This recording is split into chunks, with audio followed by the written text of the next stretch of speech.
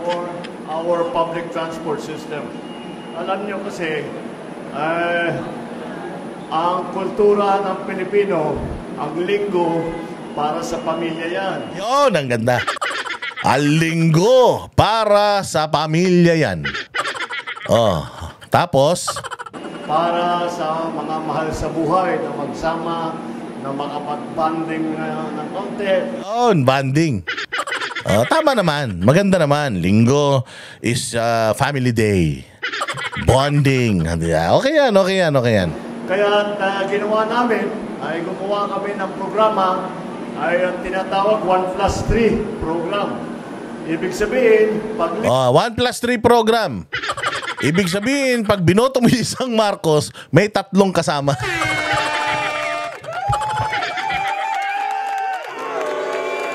Linggo, basta bibili pag kagaya ng bibili ka ng isang ticket, +3 ang pwede mong isakay. Ibig sabihin, sa isang ticket, 4 ang pwedeng sumakay. Para naman mabigyan natin ng pagkakataon yung ating mga pamilya, mga mag-ano. So ulitin natin. So pag bumili ka ng isa, yung 3 kajaming mo, kasama na. So kung halimbawa, sabog ka, tapos tamang joyride ka, putsaragis yan. Sasakay kayo ng MRT, one way, isang bayad lang para sa inyong 4. Ang kagandaan nito, pagdating nyo sa dulo ng MRT, halimbawa sumakay ka sa North, na ang dulo niyan dyan sa may Pasay. Pagdating mo ng Pasay, putanginan yan. Hindi mo alam anong gagawin mo, so babalik ka na naman ulit. Isang pamasahe lang ulit, sakay yung 3 na naman. Hindi ba ang galing? Kainan nyo, wala nang makakain yung mga Pilipino eh. Papapasyalin nyo pa. Hayop naman talaga. Sige, diretso. Dancing with the beat with DJ Glenn on the mix. Marcos bangag, Marcos bangag, Marcos bangag, Marcos. Yun. Oy. Magandang araw mga banateros na nanonood worldwide. Nandito na naman ang inyong pinaka-aabangan, ang pinaka-paborito ninyong walang kwentang fake news vendor sa balat ng YouTube. Ang vlogger na hindi dapat paniwalaan. Ang vlogger na hindi dapat siniseryoso. Ang vlogger na puros lang patawa. Kaya disclaimer lang. Yung mga kababayan nating malalambot ang puso, loyalista, dalawang tanga. Hindi po ito ang channel para sa inyo. At kung ikaw naman ay isang taong gobyerno at matatamaan ka sa mga paksa namin dito sa palatuntunang ito, kung ako sa iyo, magpalit ka na. Kung ikaw ay masasaktan, kung ikaw ay matampuhin, abay magpalit ka na ng iyong magpalit ka na ng propesyon.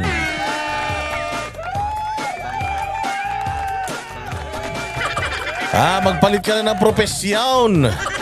At ikaw ay mag-farming na lang, ganyan.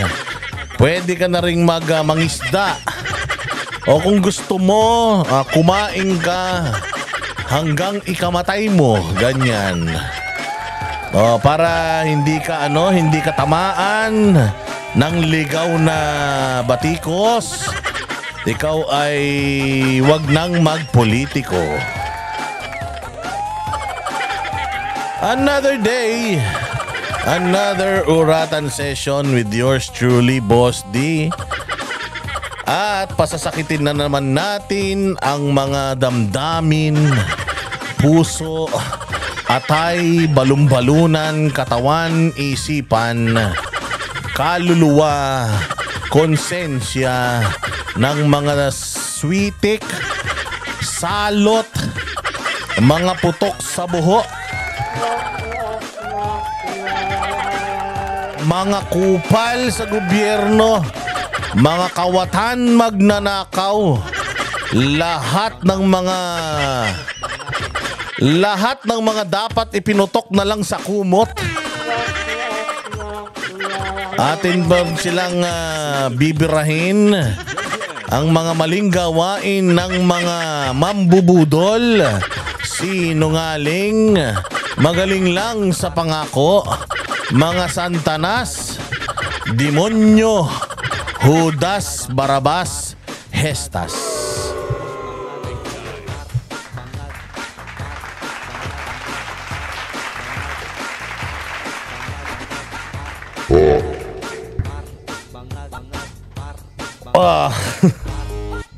Ala, ano yun? Ano nangyari? May mga ganun pala yun. May mga ganun pa pala akong ano. Oh, diba? Mga sound ano ko ang lalayo naman kasi.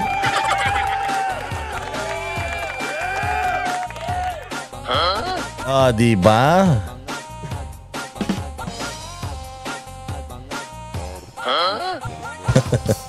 Okay yun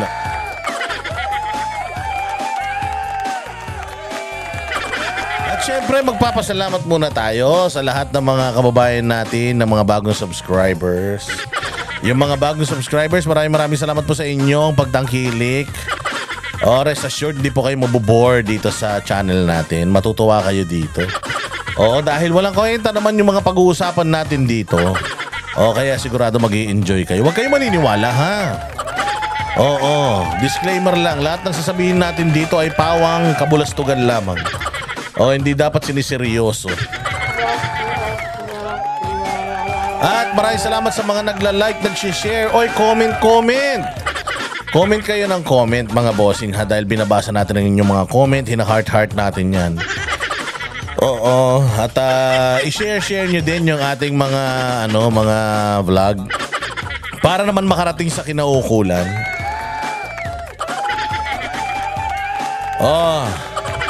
Maraming salamat din lalong-lalo na doon sa mga nagsusuper thanks.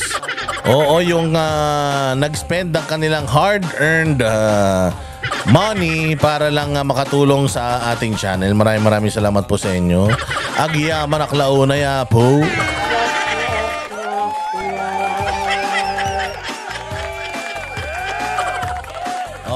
Ayan na. At ano ba ang ating mga pag-uusapan ngayon? Nako pa. Ay talaga naman gigil na gigil ang mga kababayan natin.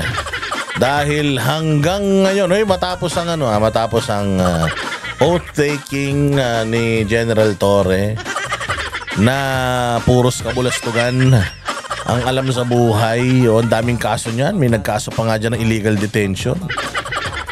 Pero itinalaga pa rin bilang police chief. Grabe, imagine paano yun.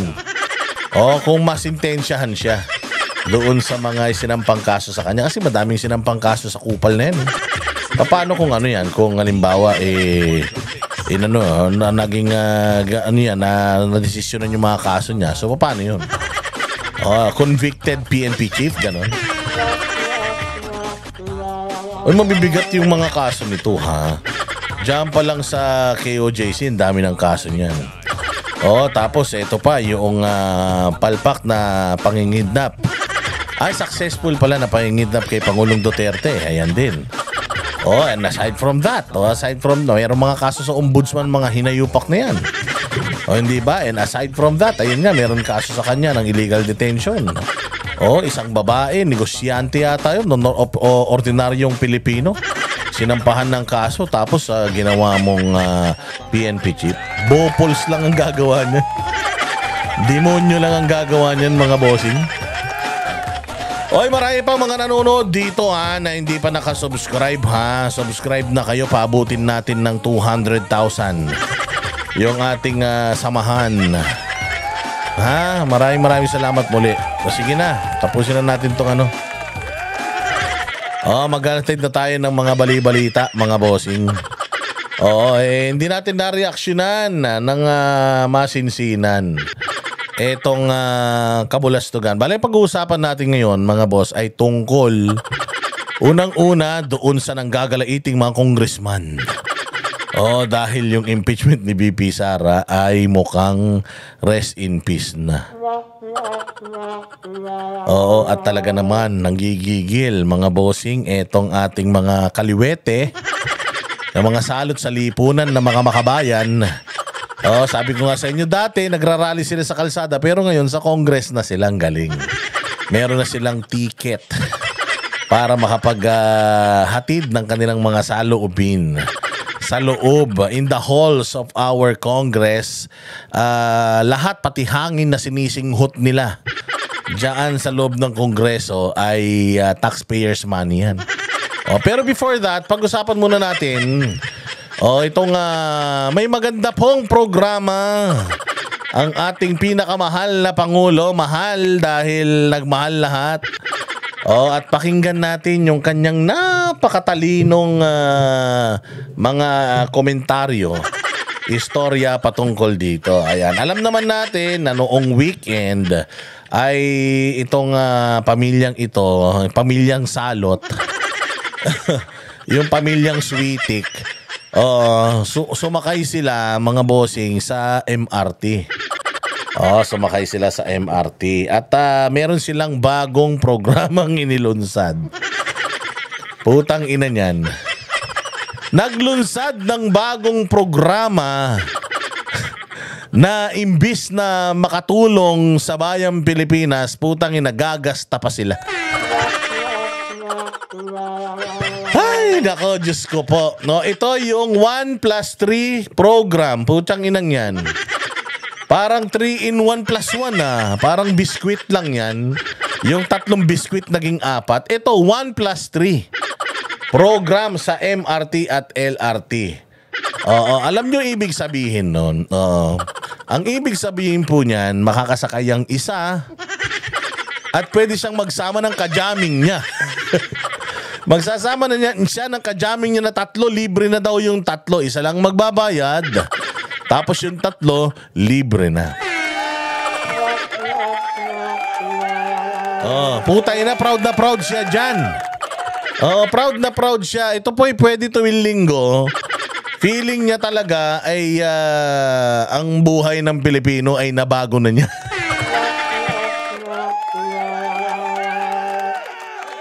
Ay, Diyos ko po. Okay, so ganito ang gagawin natin Ganito ang gagawin natin. Sige, pag-usapan natin to. Ano lang, katuwan lang. Okay, masyado seryoso kayo sa buhay. Baka mamatay kayo maga. Ikalma lang kayo. So ganito ang mangyayari ngayon. Ako si trabahador. Lunes hanggang Sabado. Putang ina, sumasakay ako sa hayop na MRT na yan. Lunes, yan ang means of transportation ko. Gawa nang ako'y wala naman akong trabaho. Ay, hindi. Wala akong sasakyan. Ala akong motor. Ala rin akong kotse. So ako ay regular na commuter. Usually, kapag ikaw ay trabahante, regular ka na commuter, pinakamabilis naman talaga na makakarating ka sa iyong paroroonan pag sumakay ka ng tren. Mahirap lang dahil as early as 5 o'clock, 5 as in 5 with the capital P. Alas 5 ng madaling araw, ang pila sa North Station ng MRT, puta kilometro na. Kilometro na ngayon. Bago ka makarating dyan sa putang inang MRT na yan, manggagaling ka sa bahay mo, sasakay ka ng tricycle, papunta sa jeep. Pagdating mo sa jeep, sasakay ka, pag bawal ang jeep sa EDSA, pagbaba mo ng jeep, sasakay ka ng bus. Papunta ng MRT. Tapos pipila ka doon ng mga 2 oras. Tapos kailangan magaling ka sa singitan, magaling ka sa suntukan, magaling ka sa Islaman kung kasi nung panahon namin mga bossing nung high school kami. Usong-uso yan, Shackle, Green Department, The Woods, ganyan. Pag tumuktog na yan, yung bulagang pag-ibig talaga naman. Rambulan na yan, Islaman na yan. Kung magaling ka sa ganun, batang 90s ka, putya makakasakay ka dyan sa MRT agad-agad, Sabi ko nga sa'yo, lintik ang mga babae dyan sa MRT. Sa totoo lang, dyan ako talaga humanga sa mga kababaihan. Wala akong masyadong bilib sa mga kababaihan nun. Pero nung nakita ko kung gaano sila kagaspang pagdating sa MRT, pag dumarating yung MRT, maniwala kayo, parang sweldo na. Oo, putya, ready na yung mga babae. Tapos hindi pa bumubukas, hindi pa nakakalabas yung mga pasaherong lalabas. Putya, yan, talagang parang si Sadako. Yung mga babae, walang pakialam. Oo, kahit anong lumabas, okay lang. Basta makaupo lang sila. At ang matindi sa kanila, pag upo nila, bigla silang nag-shutdown. Tulog na silang ganyang kaagad. Ang galing. Oo, talagang mauunahan ka. Ang gagaling ng mga... Tapos, may pila ang lalaki at ang babae minsan dyan eh. Pagka pumila ang lalaki sa babae, kawawa ka. Hoy, lalaki ka, ba't dito ka? Oo, ang lakas-lakas nyo, ang laki-laki nyo eh. Ipila pa kayo dito, away yan, umaga pa lang. O ngayon ang gagawin mo, doon ka sa pila ng lalaki. Sa pila ng lalaki, pusta. Meron din babae. Di ka makapagreklamo. Gentleman eh. Gentleman tayo mga lalaki. So ngayon, ganun ang senaryo araw-araw. Makikipagrambulang ka, sasakay ka ng tricycle. Medyo nagtitipid-tipid ka, lalakarin mo yan hanggang jeep. Sakay ka ng jeep, pagbaba mo ng jeep, sakay ka ng bus. Pagbaba mo ng bus, sasakay ka ng tren. Pag sakay mo ng tren, maniwala ka. Ang bababaan mo ng bus sa gitna ng EDSA, ang gagawin mo magha-hiking ka pataas, pababa, para makarating ka sa istasyon ng MRT. Pagdating mo sa istasyon ng MRT, pipila ka ng ilang kilometro. Pagdating mo doon, para ka talagang papunta sa langit eh. Parang si San Pedro yung nagbibigay ng ticket. Pagpasok mo doon sa loob, ano pa yun pila pa lang yun. Pagpasok mo doon sa umiikot na ganun, panibagong kalbaryo na naman yun. Yun talaga, kailangan magaling ka na ron. Hindi ka makakasakay ng tren eh kapag katatanga-tanga ka eh. Kasi maniwala ka, pag bumukas yung gate ng MRT na yan, yung pinto ng tren, ang lalabas dyan, 3 ang sasakay, 500. Utangin na niya, pati kisame may laman. Ganong katindi ang MRT sa atin. Maniwala ka, 5:00 pa lang, pagdating mo dun sa trabaho, putangin na, amoy putok ka na. Oo, maniwala ka, talagang palitan na ng ng amoy sa kilikili yan. Putya, magagano, hindi naman ako nag-Rexona, ba't amoy Rexona ako? Yung Rexona nung katabi mo, nandito na sa pisngi mo. Ay, ano ba yan? Yung Rexona mo, dab ang ginagamit ko kasi may pampaputi ng kilikili yun. Ganon ang sitwasyon sa MRT. Suma total, 1 buong linggo. Putaragis yan. Sa hirap ng buhay, maswerte ka na may trabaho ka. Magrereklamo ka pa ba sa biyahe? Okay lang. Basta may trabaho ako. So, 1 linggo kang ganyan ang ginagawa mo. 1 week na yan ang ginagawa mo. Monday, Tuesday, Wednesday, Thursday, Friday. Ganyan ang kalbaryo mo. Putangin naman, taki mo, pag linggo gusto mo mag-MRT ka pa rin. Ganyang katalino yung programa ng mokong na ito. Ikaw naman, Boss Dada, napaka-reklamador mo eh. At least may ginagawa. Putangin na proud ka. Yan lang ang programa mo. Libre yung 3. Basta magbayad yung 1. Putang ina, kailangan mo pang lumabas ng bahay para lang ma-avail mo tong hayop na programan to. Pwede bang putang ina gumawa kayo ng programa na kahit nasa bahay kami ma-avail namin? Tangina, kailangan pa namin gumastos para lang makatipid kami ng 1 sakay? Buisit! Putang inang yan, ang daming problema ng Pilipinas. Problema natin makakain, problema natin trabaho. Problema natin, peace and order. Problema natin, yung putangin na itong China, ang kulit-kulit sa South China Sea. Problema natin, yung mga kanu naman, may EDCA. Pakadami natin problema. May problema tayo sa shortage ng bigas, kamatis, sibuyas. Meron ASF, merong pati manok, may trangkaso na. Lahat ng problema pwede mong isipin, nandito na. Mantakin mo, pati nga yung mga tao tumitira na sa Imbornal eh. Tangin na, sa sobrang hirap ng buhay, sa Imbornal na nakatira yung Hindi ba mayroong programa to, 1 milyong pabahay, isang buwan? Itong kupal na to, sa sobrang galing ng pabahay niya, putangin na yung mga tao sa Imbornal na nakatira. For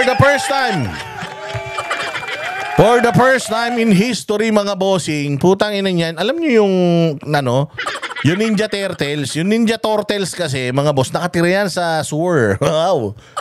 Ang sewers kasi sa Amerika, malalaki. Kasya bus.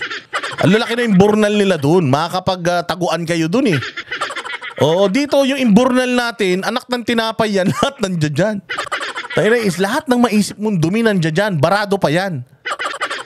Mantakin mo, sa sobrang hirap ng buhay may nakatira na sa Imbornal. For the first time yan, ngayon lang nangyari, tumitira sa Imbornal. Alam mo, marami akong nakita, akyat bahay, nahuli sa Imbornal, ganon. Sa Imbornal nagtatago, pero ito, puta, doon nakatira. Ang pinaka nakakatawa, nung yung lumabas na nakatira sa Imbornal, binigyan ng DSWD ng 80,000 pang sari-sari store daw. Puta, saan siya magtitinda? Saan siya magtitinda? Doon sa Imbornal? So po siya, kailangan yumuko pa ako at lumuhod doon sa butas na Imbornal, makabili lang ng chicherya. Ganyang kabopuls yung mga programa nila. Alam mo yung po siya, porket nag-trending, binigyan ng 80 milyong lumabas ng Imbornal. Ngayon, lahat ng tao gusto nang tumira sa Imbornal. Ayaw mo nun, 80 mil? Matutulog ka lang isang araw sa Imbornal, may 80 mil ka? Tangin na, ganun na katarantado. Ganun na kalala ang problema ng bayan natin sa kahirapan. Pucha, upgrade na. Dati sa ilalim lang tayo ng tulay tumitira. Yung mga kababayan nating homeless. Pucha, ngayon Imbornal. Saan ka naman? Hayop na yan. Kaya naman pala yung flood control project ni Bongbong. Kaya naman pala sumasablay, puro barado na yan, puro tao pala dyan.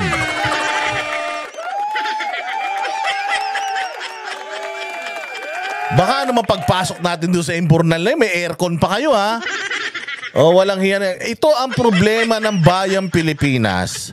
Anong inaatupag ng mga hayop? Pagkakagastusan. Nakita nyo yung example ko? Para ma-avail mo itong 1+3 program nila, kailangan mo munang lumabas ng bahay. Para lang masabi mo na, ay salamat, natikman ko rin yung programa ng gobyerno. Hindi ba, panggago? Wala na ba tayo maisip? Wala na tayong ibang programa na pwede nating gawin. Kausapin nyo si Pastor Kibuloy. Ang daming niyang programa para sa Pilipinas. Itigil nyo na yung legacy. Sila ang magte-take ng credit, no? Pag may ginawa kayong mabuti sa Pilipinas, BBM, ang magbe-benefit niyan, yung mga kapwa mo Pilipino at saka ikaw din. Bakit? Katulad kay Pangulong Duterte, hindi naman mayabang katulad mo, pero kita mo pinagtatanggol ng tao. Bakit? Kasi nga, alam ng tao, naramdaman ng tao, yung mga programa. Tangina, saan ka makakita ng ganitong programa? Para makaramdam lang ako at maka-avail lang ako ng programa ng gobyerno, kailangan pa naming mamasyal.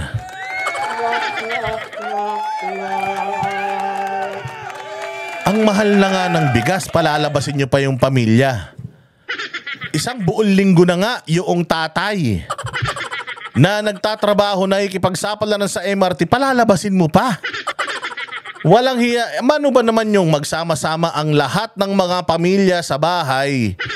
Tuwing linggo, ang barangay ay mamimigay ng 500 pesos pangluto ng mga pamilya. Bawat pamilya may 500 linggo-linggo pangluto ng masarap na pagkain para at least man lang kahit isang beses isang linggo dahil day off naman ng lahat.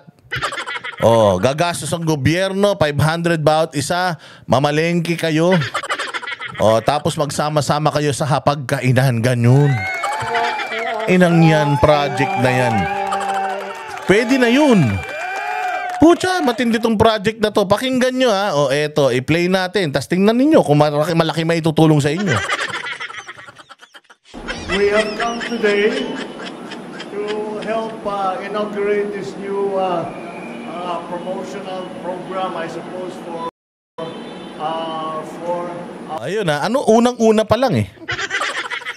Anong unang sinabi? Una pa lang, palpak na eh. Ulitin natin ha. Promotional program, I suppose, for nandiyan daw tayo ngayon para dito sa isang promotional program. Ata, I suppose. So hindi siya sigurado kung anong ginagawa niya dyan. Saan ka makakita ng ganyan? Wala siya, hindi niya alam kung ba't siya nandiyan dyan. Mukhang magpo-promote ako. I suppose. Di ba, when you say I suppose, akala ko ba magaling mag-English to? Akala ko ba, ano to, tapos ng graduate to. Nandiyan dito ako to inaugurate, I suppose. So, hindi mo alam ba't ka nagpunta dyan? Basta lang, nagising kayong pamilya. Tara po tayong MRT. May marami daw tao dun. Punta tayo dun. Oh, tapos, anong gagawin dun? Bahala na kung ano yung makita natin dun. I suppose. Hindi ka sigurado. Hindi ka sigurado na nandiyan ka para i-inaugurate yan. Ba't nandiyan ka? Anak ng tinapay naman. Umpisa pa lang. Palpak na eh. Sige, pakinggan pa natin. For our public transport system. Alam niyo kasi, ang kultura ng Pilipino, ang linggo, para sa pamilya yan. Yun, ang ganda. Ang linggo para sa pamilya yan. Oh, tapos, ang linggo para sa pamilya. Oh. Para sa mga mahal sa buhay na magsama, na makapag-bonding ng konti. Yun, banding. Oh, tama naman. Maganda naman. Linggo is family day. Bonding. Okay yan, okay yan, okay yan. Kaya ginawa namin ay gumawa kami ng programa ay ang tinatawag 1+3 program. Ibig sabihin, pag 1+3 program. Ibig sabihin, pag binoto mo yung isang Marcos, may 3 kasama.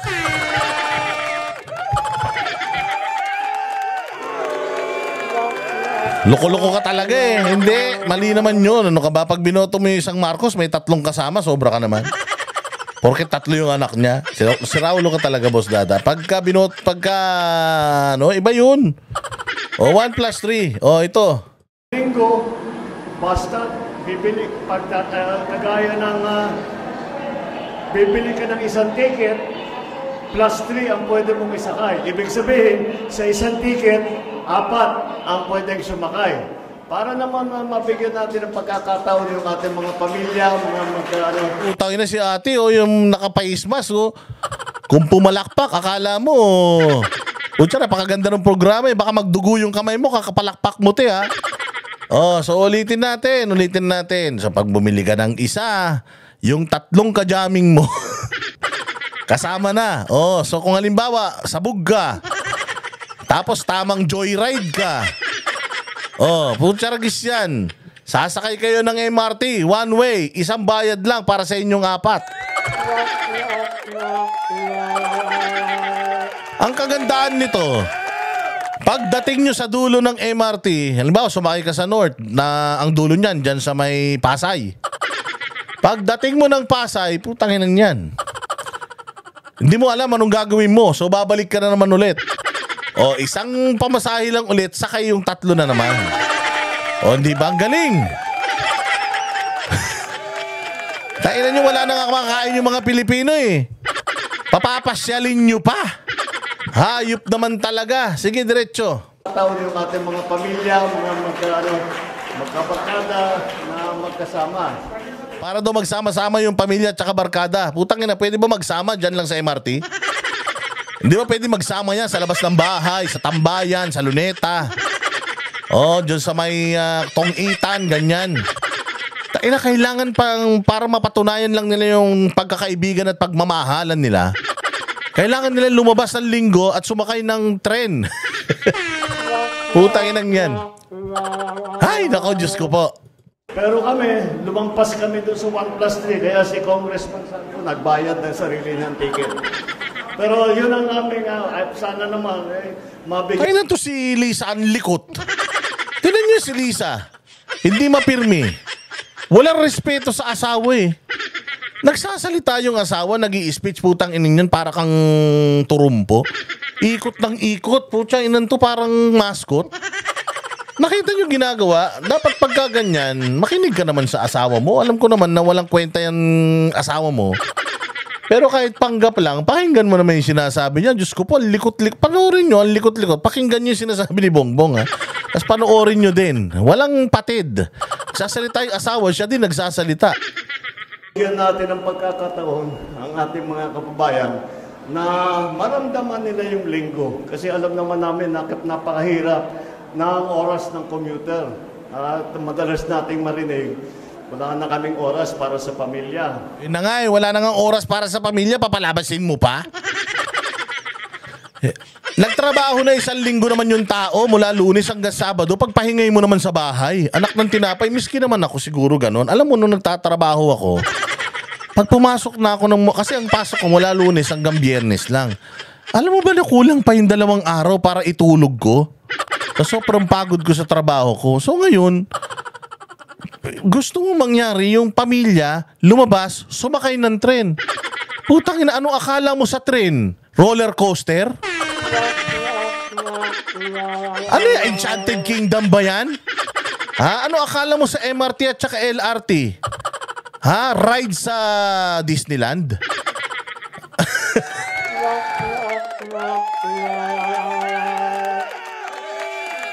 Hindi yan ang tamang paraan, sir, para mag-bonding ang pamilya.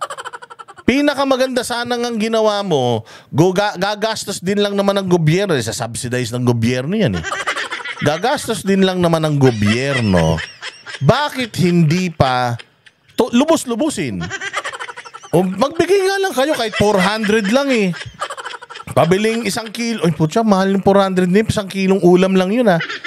Sige na, sagot na namin yung bigas. Yung ano na lang, 400, pambili na lang ng baboy. 350 ang baboy eh, tsaka suka toyo, pang adobo man lang. O, gawin na lang natin itong proyekto na to, ang tawag dito ay Adobo Sunday. Bakit Adobo Sunday? Para makalibre na yung mga Pilipino, makapagsama-sama. Masarap kasing magkwentuhan kapag masarap ang ulam. So, pagod ka na magtrabaho ng 1 linggo. Pagdating mo ng linggo, kukubra ka ng 400. Gawin mo na 500. Ikaw naman, mayaman ka naman. Kukubra ka ng 500, pambili ng 1 kilong bigas at saka pang adobo. Oh, hindi nagbanding-banding pa kayo. May kinain, nakapagpahinga pa, hindi pa lumabas. Ang hirap na lumabas ngayon, baka ma-hold up pa. Dati, 1 lang ma-hold up, baka ngayon, 4 pa dahil dyan sa hayop na 1+3 na yan. O diba? Lalabas ka. Tara! I-avail natin yung magandang project ng Pangulo. Pumunta tayo sa tren. Sakay tayo ng tricycle, 4 tayo.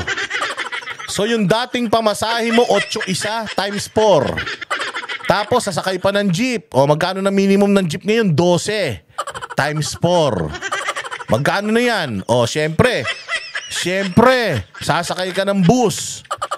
O magkano minimum sa bus? 10. Sabihin na natin, times 4, 40. 40 plus 40 plus 40. Utangin na, 120 na yan. O magbabayad ka pa ng tren. Magkano ang tren mula North hanggang Pasay? Magkano ba? 25? 30? O mga ganon, 25, sabihin na lang natin. Tangin na yan. 150. Para lang sumakay ka ng tren. Imbis na binili nyo na lang ng bigas yan. O kaya 1/4 na giniling tsaka 2 taling sitaw. Eh di nakakain pa kayo. Mantakin mo, wala pa yung pagkain nyo. Pagdating nyo sa dulo ng tren, anong isipin yung gagawin? Punta kayo Mega Mall? Pagdating nyo na Mega Mall, gagastos kayo dun. Enough ba yung sweldo nyo para dun? Nang tinapay, gagawa kayo ng programa eh. Wala naman silbi talaga.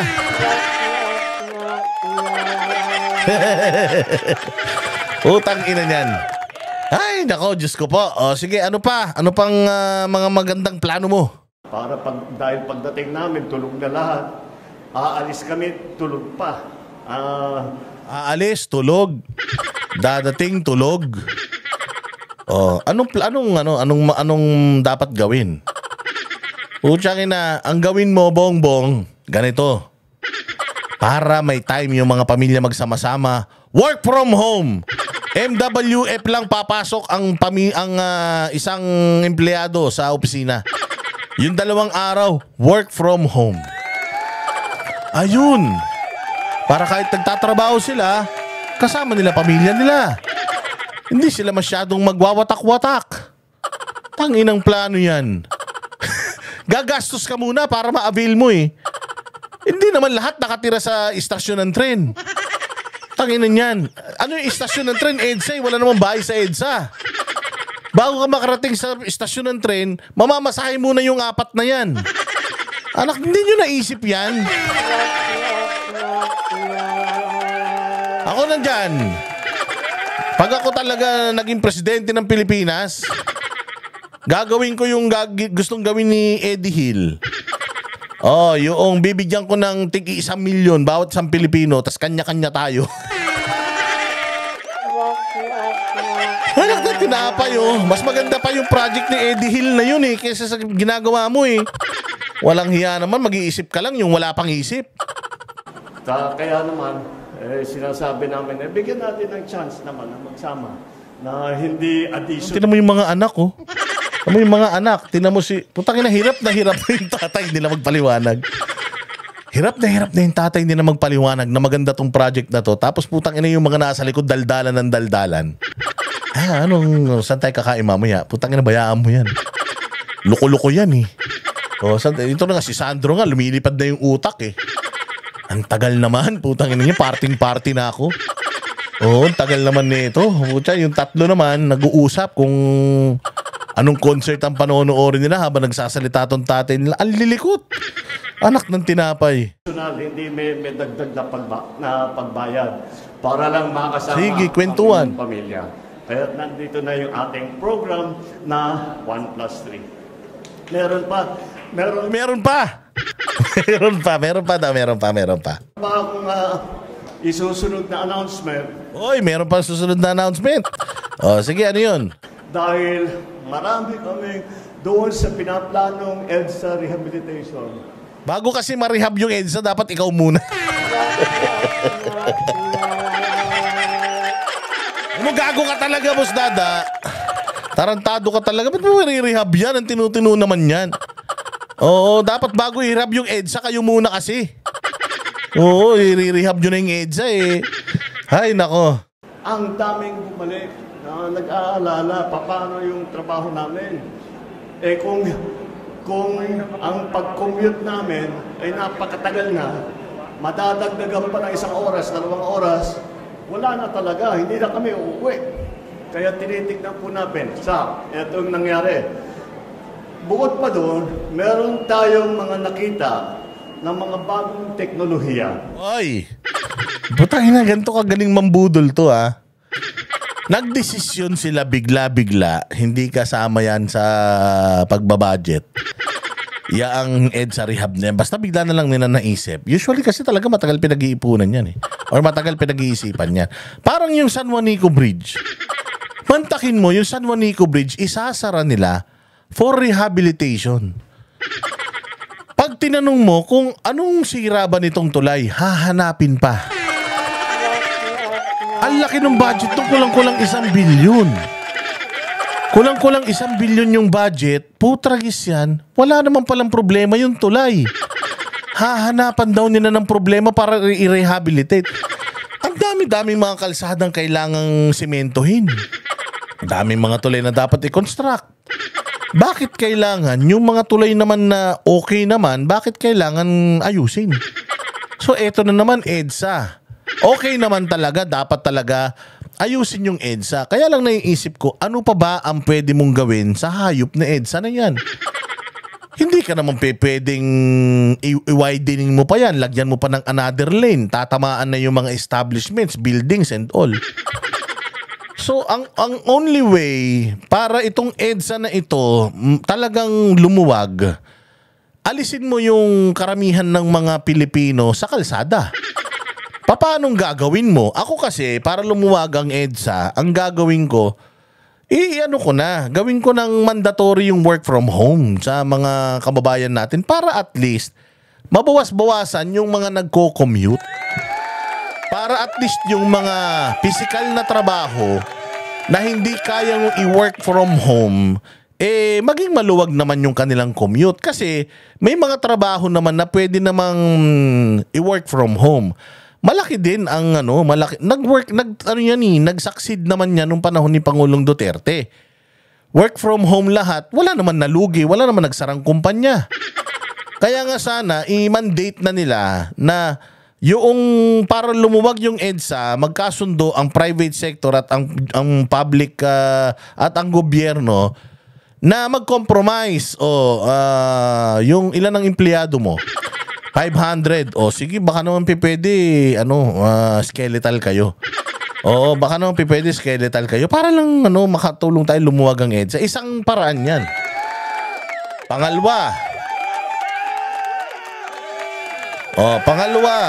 yung EDSA pwede nating gawing double decker 'yan. Yung ibabaw papunta roon sa south, yung isa northbound. Kasi talagang wala nang yan eh. It's either sa ilalim ka gagawa ng bagong daanan o sa ibabaw. Di ba? Yun yung pinakaparaan para lumuwag yung EDSA na yan. Gumawa tayo ng maraming mga tulay papunta sa mga kung saan-saan lugar. Yun lang talaga yung makikita mo. O kaya, lahat ng tao sa Maynila, alisin mo yung kalahati. Bawa, meron ditong 20 million na Pilipino.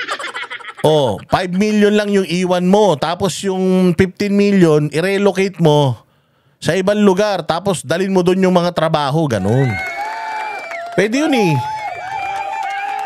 Pero yung sinasabi nito, na meron daw siyang makabagong teknolohiyang nakita. Anong teknolohiya yun? Kahit anong technology ang gawin mo, wala nang pag-asa yung EDSA. Hindi na yan madadagdagan ng lanes. Hindi na madadagdagan ng lanes yan. Pwede yung gumawa ng bagong kalsada sa ibabaw o kaya sa ilalim niyan. But it will definitely take some time. Hindi ko alam kung ano yung ibig sabihin nito eh. Na hindi natin ginamit doon sa pagplano sa EDSA rehabilitation. Kaya in-instructionan ko si Secretary Vince Dizon at saka si Secretary Manny Bunuan ng DPWH ay sinabi ko, pause muna doon sa rehabilitation. Huwag muna natin gagawin. Dahil pag tinitignan natin yung cost-benefit analysis, maganda sana kung maayos natin. Ngunit, ang laking sakripisyo ng 2 taon na masyadong mabigat, masyadong mahigpit ang traffic. Kaya pause na muna yan at sabi ko sa kanila, bigyan natin ang sarili natin ng 1 buwan. Pag-aralan natin ito.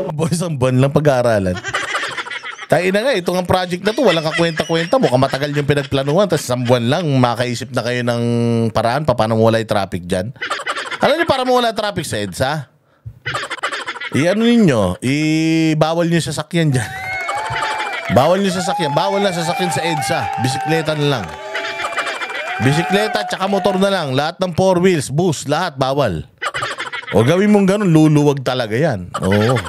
Mga bagong teknolohiya na nakikita natin, na pag-aralan natin, gumawa tayo ng magandang plano, baka naman, imbis na 2 taon, magawa natin sa 6 na buwan, magawa natin sa 1 taon, whatever it is. Tingnan natin kung anong available sa atin. Pero sa ngayon, maliwanag na napakarami ang mahihirapan pagka tinuloy natin yung Wala ka talagang plano kasi.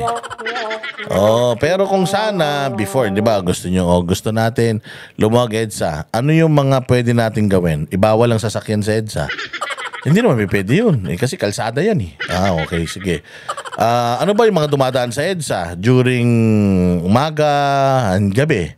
Kung saan super duper traffic. Mga empleyado. So empleyado, yun ang problema natin. So pwede kaya tayong pwede kaya natin gawin na ipanukala natin na gawin nating 3 times a week lang pumasok sa opisina yung mga tao. Tapos at least 2 araw sa bahay sila. Diba? Para at least kahit paano lumuwag-luwag. Lumuwag-luwag. Diba? Tapos ano pa ba yung mga pwede natin gawin? Kasi ako wala na talaga akong ibang nakikita kundi yun lang. Anong gagawin mo dyan? Unless magkakasya lahat ng sasakyan dyan pag patagilid na yung andar ng mga kotse. Hindi. Pagka ganyan, isang lane. Diyos ko po. Hindi, sobrang traffic talaga ng EDSA. Gusto na rin natin, ako bilang taga Metro Manila, gusto ko na rin masolusyonan yan. Pero, ang dami ng actually, ang dami ng presidente ang gumawa nito. Mas magagaling dito kay Bongbong. Hindi nga nila nagawa. Siya pa. Mantakin mo, gumawa nga siya ng programa na ganito. Yung 3+1+1. 1+3 program, anak ng tinapay na yan. But anyways, magandang balita ito dahil may hinto kasi yung kanilang gustong mangyari na at even kawawa yung may mga bumili lang talaga ng sasakyan para magamit sa kanilang daily commute. So mapoprohibit sila or malilimit sila na magamit lang yung kanilang sasakyan 3 times a week. 3 times a week lang. Okay lang naman sana kung ang pinopromote natin ay gumamit tayo ng mass transport. Ang problema, hindi rin naman ganun ka-reliable yung ating mass transportation. MRT, bus, at yung mga tricycle naman, hindi naman yan nakakarating sa mga trabaho natin. Ito namang mga angkas-angkas naman na ito, sobrang delikado rin naman. Ang hirap din naman. Pero minsan talaga, kahit delikado, ano na nga yan eh. Kumbaga napakalaki na nang naitulong ng mga angkas-angkas na yan eh sa public transportation natin eh. Lalo na dyan sa kahabaan ng EDSA na yan. Laking tulong na ng mga angkas. So talagang napakahirap. I think hindi lang isang buwan pag-iisipan kung ano yung mga dapat gawin dito sa EDSA na to para talagang ma-rehabilitate. Ako, I'm in favor of the rehabilitation. Mawala ang traffic dyan. Malaki ang nalulugi ng ekonomiya dahil sa traffic. Kung mawawala yun, malaking epekto rin sa ekonomiya natin. Kaya lang, kung ito magpaplano, tayo na parang wala talagang pag-asa. Ayan. Sana nagustuhan nyo yung balita na yan pero madako na tayo madako na tayo. Doon sa doon sa isang balita patungkol sa impeachment ni BP Sara. Ito impeachment ni BP Sara, hindi na kasi parang ayaw na kasi tumuloy ng impeachment na ito. Dito talaga makikita mo kung gaano nakahinog yung si VP Sara in a sense ng yung 2028 positioning. Kasi kita mo naman, kamakailan nagpahayag si Risa Ontiveros na maraming may mga kaso ng witness tampering. Ng manipulation ng mga testigo. So may patutsado siya noong nakaraan, parang gusto niyang tumakbo. So ngayon, umaatake na siya kay BP Sara. So ganun din ang mga makabayan. Sila Leila de Lima, Makabayan Black. Panay na ang atake, mga congressman, panay na ang atake dito kay VP Sara. Dito mo talaga makikita kung gaano nakalaki yung shift of power. talagang unti-unti ay pumupunta na sa isang personality, isang kandidato na malakas para sa 2028. Unti-unti, ayan na, nanliligaw na sa kanya yung mga pagkakataon. Noon, galit na galit at mukhang talaga namang si VP Sara ay may impeach na. Ngayon, mismong mga senador na hindi pa mga kaalyado ang pumapatay na kaagad doon sa issue ng impeachment. Tingnan nyo Inday Sara wanted a bloodbath or Inday Sara wants a bloodbath. Gusto niya talaga ng trial. Pero the senators ay ayaw yung trial na yan. Why? Kasi kiss of death yan sa kanilang mga political careers.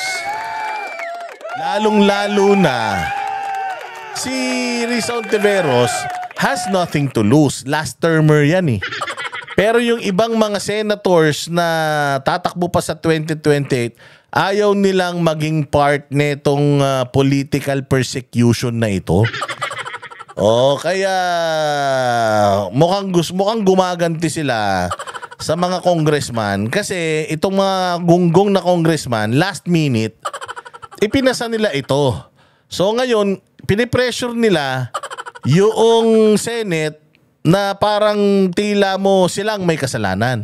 Pero ang haba-haba ng 19th Congress ng 2024, kung kailan mag-a-adjourn na sila, doon pa naman nila ipinasa itong impeachment. Pag-uusapan, pagdedebatihan pa nga Yang impeachment na yan, kung sumunod ba sa proseso ang Kongreso? Kasi hindi ba, merong 3 nauna na impeachment complaint. Bakit yung pang-4 yung na-approve? Ano nangyari dun sa 3? Kasi ganito yan. Kung merong 3, yung una ipinasa, na-decline, hindi na siya pwedeng sampahan ng impeachment for another year. Pero bakit yung 3 namatay, yung isa pang-4, yun yung nag-push through na articles of impeachment. So doon pa lang may technical na issue na, may technical na problema na dapat pagtuunan ng pansin ng mga senador. Pag-usapan, parang katulad din kay Pangulong Duterte sa The Hague, di ba? Yung pagpapadala sa kanya sa The Hague, dumaan ba sa tamang proseso? Kasi kung hindi, may mga technical na issues ay dapat ipabalik niyan sa Pilipinas. Nandoon pa lang yung usapin ng ICC ni Pangulong Duterte. Ganun din dito. Paano ba ito napunta sa atin? Sumunod ba sa tamang proseso itong mga hayop na ito? Sabi ni Toby Chanco, pinagbabayaran niyang mga yan para pumirma doon pa lang dapat hindi na natin ituloy ito O did they even did they deny yung sinabi ni Toby Chanco na binayaran silang lahat para pumirma sa impeachment ni VP Sara? Di ba hindi nila dinideny? Hindi nila dinideny yun kasi totoo. Kung totoo naman pala yun na binayaran sila para lang pumirma kay VP Sara, di mali yan. Hindi yun ang tamang proseso Kailangan bukal sa loob mo. Kailangan alam mo yung laman noong pinipirmahan mo na dokumento. Mantakin mo nakakuha sila ng 300 na pirma sa loob lang ng isang araw. Kung re-reviewin mo yung ilang pahina na reklamo, matagal para ma-internalize mo yun. Magde-decide ka pa kung pipirma ka o hindi.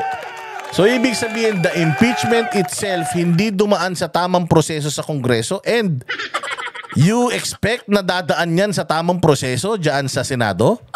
Ano kayo, bali? VP Sara will be president this coming 2028. She will be the next president. You cannot stop the inevitable, ika nga. Yung talagang mangyayari yan kahit anong gawin nyo.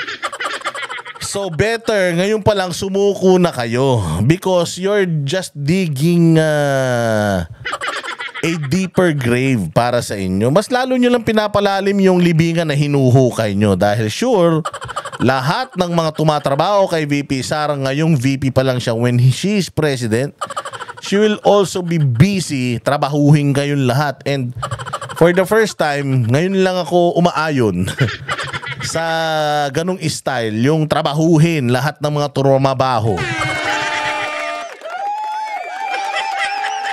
So wala na. Deads na ito.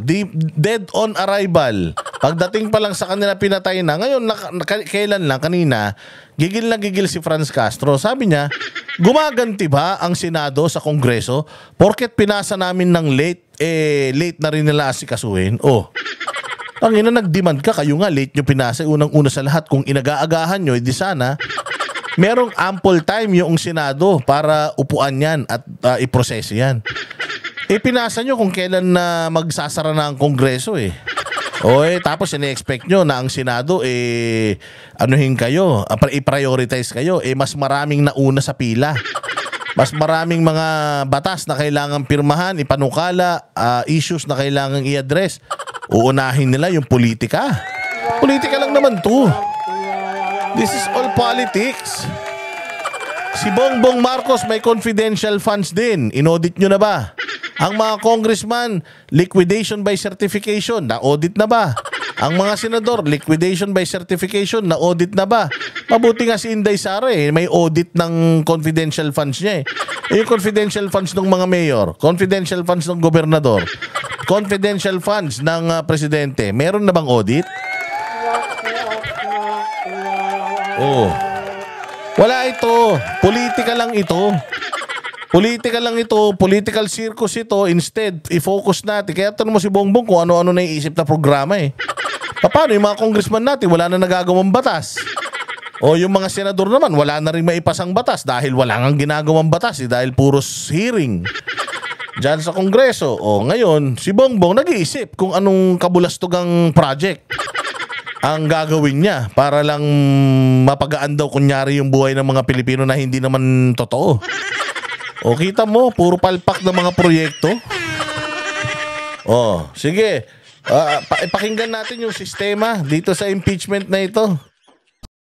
Senado at sa Kongreso, pero ang naantalang impeachment complaint laban kay VP Sara Duterte muling nakabinbin. Kung inyo pong natatandaan, Pebrero 5 pa nung ma-impeach ng Kongreso si VP Sara. Huling araw po ng sesyon noon bago mag-recess at minadali ng Kongreso na ipadala ang impeachment complaint doon po sa Senado. Pero si Senate President Chis Escudero nagdesisyon na isantabi muna ang impeachment articles ng 4 na buwan or sa June 2, 2025 na resumption ng sesyon ng Kongreso. Yan ay sa kabila ng utos ng konstitusyon na kailangang aksyonan ng Senado ang impeachment ng walang delay. At matapos ang 4 na buwan na delay, meron na namang 1 linggong dagdag na delay. June 11 na lang daw ang presentation ng articles of impeachment dahil marami pa raw mas importanteng tatalakayin ng Senado.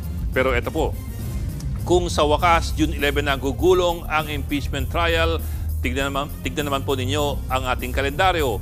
Ang sunod na araw, June 12 ay isa pong national holiday. At ang June 13... Tignan mo, kapag ang Congress ang nagtitrip sa mga senador, masaya sila. Pag yung mga senador na nagtitrip, gigil sila. You reap what you sow. Kung ano yung ginagawa nyong kahayupan, gagawin din sa inyo. Make sure, okay kayo. Ang hirap, pikon na pikon kayo Gagawa kayo ng kabulustugan. Pag nabisto kayo, mapipikong kayo. Ganyan-ganyan. Huwag kayong ganon. Huwag kayong balat sibuyas. Pabayaan nyo yung sistema. Ang huling araw na ng 19th Congress. Susunod na babalik ang Kongreso, July 28 na para sa sora ng Pangulo at 20th Congress na po yan. Ibang Kongreso na. Kaya't ang daming pumapalag sa karagdagang delay sa impeachment trial na parang wala na atang interesado. Ito pa, ayon kay Escudero, nasa plenaryo ang pinal na desisyon kung ito'y magko-convene pa bilang isang impeachment court. Kung ayaw raw ng mga senador na mag-impeachment court, abay walang magagawa ang iba. Si Senate Majority Leader Francis Tolentino naman, hiniling sa mga kabaro na i-dismiss na ang impeachment court. Ayan, pinadi-dismiss na ni Tolentino. Mantakin mo alyansa ito. Bata ni Bongbong ito natalo. Pero kahit, alam mo, hindi naman sa pag-ano si Tolentino, kahit na traidor yan, susunod sa batas yan. So yun yung sinasabi niya. Ano na to? Wala na to. Dismiss na to. Bakit? 19 Congress. Sino ba yung mga nasa 19 Congress? paglipat ng 20th Congress, magbabago na pati yung mga senador. O yung senador sa 20th Congress, hindi na sila yung senador sa 19th Congress. Kalahati doon ang mawawala. So mapapalitan na ng bago. So bagong liderato na to. So bagong mga issues, kaso na yung mga pagdidebatihan nito. At kahit na ituloy yan ngayon, matatapos ba yung impeachment ng isang araw, 2 araw? May impeach si BP Sara agad nun? Kaya niyong gawin yun kasi mga gago kayo eh. Pero maniwala kayo sa hindi, pagdating ng 20th Congress with the numbers, kaya nga sinasabi dito ni Chis Escudero, kahit tumawid yan sa 20th Congress, patay yan. Patay yan. Putang ina, yung mga nanalong kandidato at saka yung mga naiwan dito sa Senado, alyado ng mga Duterte. So, hindi rin yan matutuloy, hindi rin magfa-fly yan. So, might as well, ngayon pa lang, patayin na natin yan. Tapos, gumawa na tayo ng magpasa na tayo ng mga batas para hindi nakakaisip to si Bongbong ng kung ano-ano. Baka mamaya niyan, pati, aso, binibigyan na ng ayuda niyan. Kakaiba na mag-isip yung presidente, kaya kailangan bilis-bilisan na natin. Gumawa na tayo magpasa na tayo ng mga batas para may pirmahan naman yan. Complaint dahil illegal daw itong itawid sa 20th Congress. Ang nakagulat sa marami ay kung bakit parang optional na lamang sa Senado na ituloy ang impeachment trial, na parang multiple choice pa ito na maaring hindi o maaring oo. Wala na, Edlinggaw. Kahit na ano pang iniiyak mo, Edlinggaw, wala na yan. Pagka ito kasi, kapag hindi natuloy itong impeachment na ito, it's a huge statement para kay VP Sara that she is in control. Lame duck na si Bongbong. Wala nang kapangyarihan si Bongbong. Ang tangi na lang, may kapangyarihan si Bongbong kay kay Torre. Kaya nga hinire na yan si Torre para maging Doberman niya. Yun na lang yung kaya niyang utos-utusan. Pero itong mga mambabatas natin, wala nang kapangyarihan si Bongbong Marcos over these senators. Alam niyo kung bakit? Bistado na si Bongbong na wala talaga siyang backbone, na wala talaga siyang capacity to lead. Kaya itong mga matatalinong senador, with the help of Amy Marcos, na talagang all out na rin si Amy sa pag-expose sa kapatid niya, na wala talagang alam sa buhay, wala talagang alam sa pamamalakad, wala na talagang pag-asa itong itong impeachment na ito ni VP Sara. Hindi na ito ma-impluensya ni Bongbong. Even Martin Romualdez conceded already. Sinabi ni Martin kahapon na it's up to the Senate. It's up to the Senate. Hindi naman mas malakas ang kapangyarihan ng Kongreso sa Senado eh. Hindi naman pinakialaman ng Senado ang Kongreso nung ginagawa nila itong katarantaduang impeachment kay VP Sara. So dapat yung mga congressman, wala din kayong pakialam sa Senado kung anong gusto nilang gawin dito. It just shows na wala talaga kayong silbi, wala kayong kwenta. It's always the Senate ang may last say. Ano yun na yun? Accept it. Accept it na yung inyong pangarap na si VP Sara ay mawala sa inyong landas ay mukhang malayo pa sa katotohanan. Mas malabo pa yan sa ihi ng bagong panganak. Malabong-malabo na yan. Kaya kung ako sa inyo, tapusin nyo na yung kahibangan ninyo, magtrabaho na lang kayo. Itong last 3 years ni Bongbong, tulungan nyo na lang siya na makapagpasa or makapagpirma ng mga importanteng batas. Tulungan nyo na lang siya na ponduhan yung build projects na mga nabinbin. Tulungan nyo na lang si Bongbong na ayusin yung bayang Pilipinas. Tigil nyo na yung kakapolitika nyo. You cannot stop the inevitable. You cannot even delay it. Si VP Sara will be president. Will be the next president. It's either earlier or on 2028, siya ang magiging susunod na presidente. So tanggapin nyo na yun. Wala na kayong kapag-aapag-asa. Wala na. Mantaki mo, si VP Sara na nangihingi ng hearing. Ayaw pa nila. Isa lang ibig sabihin yan. Ngayon pa lang, pumuposisyon na sila. At kung ngayon ang pag-uusapan, si VP Sara ang may control. So dun tayo sa may control kesa sa kinokontrol. 11 ng Konstitusyon, malinaw na malaki at mahalaga ang papel ng Senado sa isang impeachment. Wala pong nakalagay na may choice ang Senado kung itutuloy o hindi ang isang trial. Katunayan, ayon sa Konstitusyon, trial by the Senate shall forthwith proceed. Hindi po ito pakiusap kundi utos. Pag na-impeach ng Kongreso ang isang impeachable official, ang Senado lamang ayon sa Konstitusyon ang may kapangyarihan na mag-acquit o mag-convict dun sa opisyal na yon. Dahil sa mga mahabang delay mula pa noong Pebrero, sigurado pong walang matatapos sa 19th Congress. At tatawid na po ang impeachment doon sa 20th Congress. At dahil po dyan, mas mahaba at mas komplikado ang usapin kung yan ba ay legal o hindi.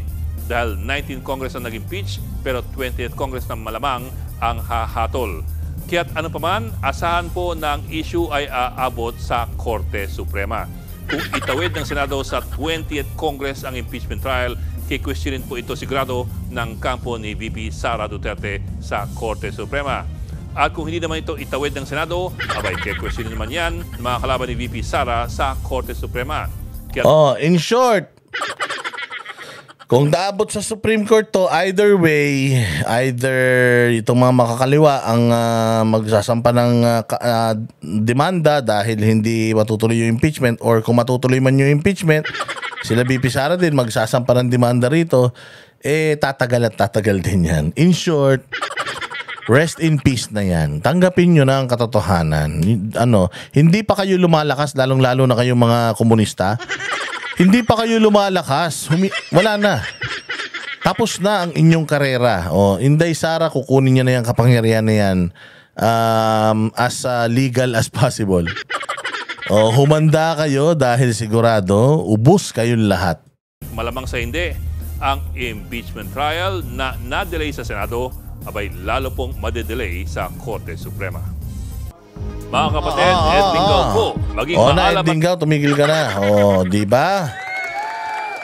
Kaya wala na pag-asa ito. Matulog na lang kayo. Tigil nyo na yan. Kung ako sa inyo, ano na lang, better luck next time. Baka sakali. Magkaroon pa kayo ng chance kasi papunta na tayo sa 2028. Papunta na tayo sa pangmalakasan na eleksyon. At usapan na ngayon is kung kanino kakampi yung mga politikong mga balimbing, kung sinong popondohan ng mga negosyanteng may mga sariling interes. Maghahanap na sila ng katunggali ng pinaka-paboritong kandidato, maghahanap na sila ng katunggali. So talagang matindi ito kasi eleksyon to ng buong Pilipinas mula konsehal hanggang presidente. Kaya talagang isa itong magiging eleksyon sa 2028. Isa ito sa kaabang-abang at isa ito sa palagay ko magsiset na naman ng panibagong history. Yun kung mapapatanggal yan si Garcia sa Comelec at talagang boses ng bayan ang mananaig at demokrasya ang talagang magsasalita. Ayan. Sana nagustuhan nyo ang ating paksa. Muli po, ito pong mga pinagsasabi ko ay pawang walang katotohanan. Puros kabulastugan lamang. This is for entertainment purposes. Huwag nyo masyadong seryosohin. Kung ayaw nyo pong maging paksa kayo ng ating channel, wag na po kayong tumakbo sa politika. Kayo po'y umuwi ng bahay, gusto nyo, sumakay kayo sa MRT ni Bongbong Marcos, isang kawatan plus 3. So, 4 na kawatan. Yung pwedeng sumakay dyan sa tren na yan. Iyan ninyo, i-utilize nyo yan. I-utilize nyo dahil pinaghirapan ni Bongbong Marcos siya. Maraming salamat, mabuhay kayo at kita-kits tayo ulit sa susunod na vlog. Kami ang boses ng masa, hindi natatakot. katotohanan lang, di kami nalulunod. Walang bahid ng sismis, lahat ay totoo. Kahit sino ka pa, pag mali ka babanatan ka. Walang pinipili kulay, wala kaming kinikilingan. Basta para sa bayan, kami lalaban. Pagdama palakpakan, pag mali banatan. Di matitinag, di matatakot, para sa bayan tuloy ang sigaw. Sa harap ng kamera, walang halong takot. Mga baluktot, lahat kayo'y tutumba. Ang hustisya at totoo, yun lang ang mahalaga. Kahit sinong harang, di kami matitinag. Walang pinipiling kulay, wala kaming kinikilingan. Basta para sa bayan, kami lalaban. Pagtama palakpakan, pag mali banatan. Di matitinag, di matatakot, para sa bayan tuloy ang sigaw. Kung nasa tama ka, ikaw ay aming kasama. Pero pag mali ka, handa ka na bang mabasag? Banateros kami, walang inuurungan. Dahil bayan muna, bago ang sarili.